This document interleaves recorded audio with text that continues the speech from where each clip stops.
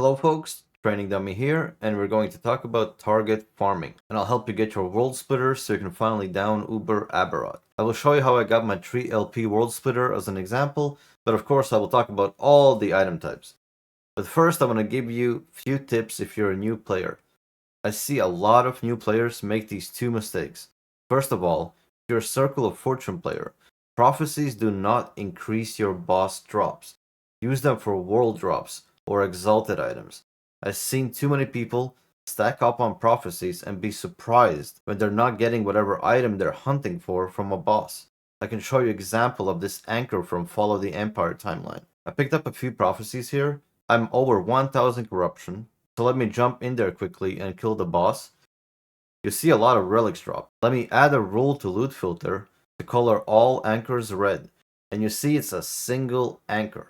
The prophecies procced, but did not work on the boss loot table, so avoid this mistake. The second mistake, I see some players think that items like Titan's Heart drop only in Blood, Frost, and Death timeline, which is simply false. It can drop in any timeline, but this timeline specifically can have echoes that have a chance to spawn with a unique or set chest rewards.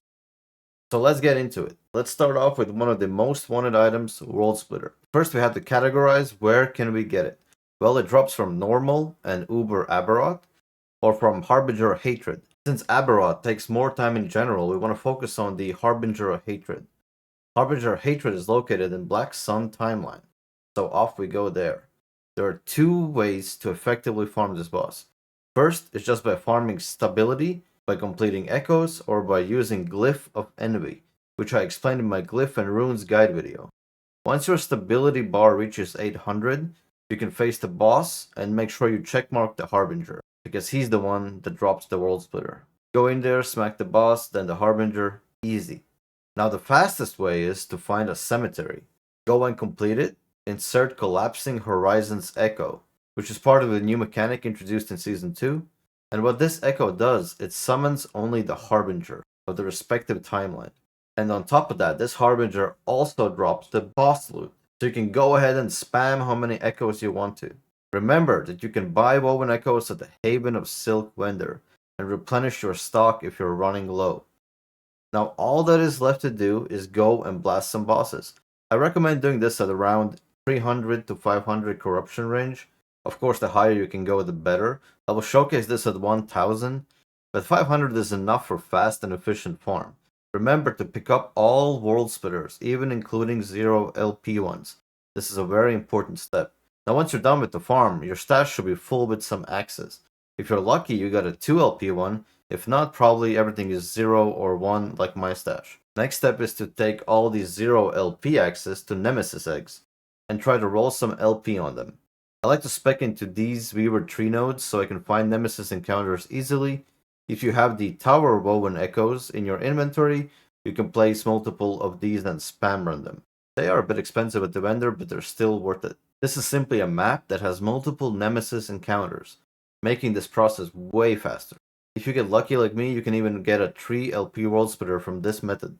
But let's say you did not get lucky and rolled a bunch of 1 LP ones. And of course some useless ones that you can just throw away.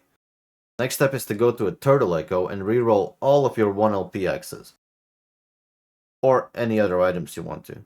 Because we're looking for 2 LP or higher items preferably. Smack a few mobs here and then you can interact with the crystal. Here you can reroll all of your uniques with legendary potential, in order to have a chance to get a higher one.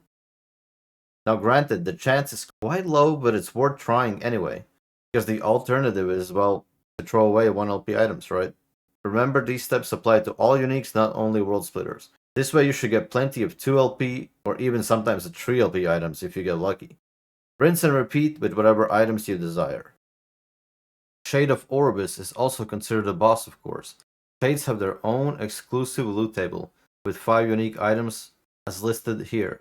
The biggest tip I can give you for farming these items is that the distance of how far the boss fight is from the starting point matters and gives you higher odds of obtaining better loot, so keep that in mind. When it comes to Aberroth drops, you will need to unlock him by completing the Forgotten Knights faction, which just means you have to kill a Harbinger in every timeline at specific corruption levels as the faction tells you. This will go all the way up to 300 corruption.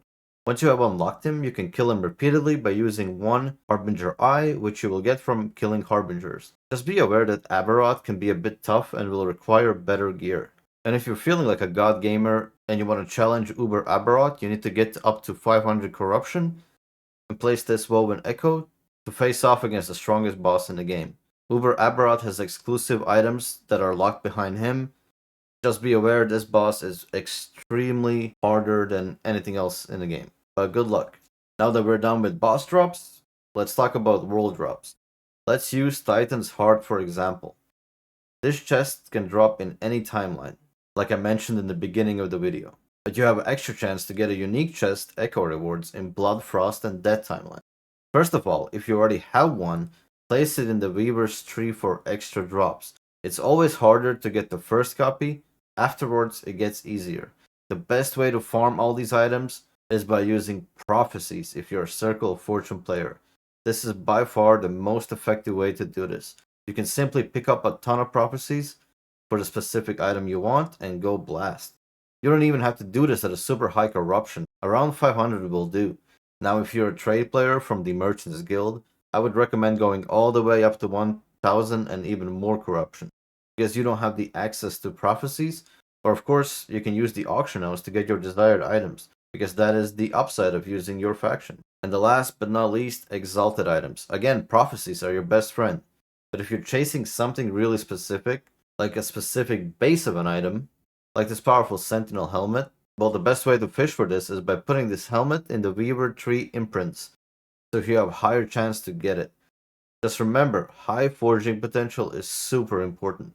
If you're going to place an item with 0 forging potential here, it's going to drop items with around 20 forging potential, and will leave you no room to work with. Of course, your desired T6 and T7 affixes will also be needed.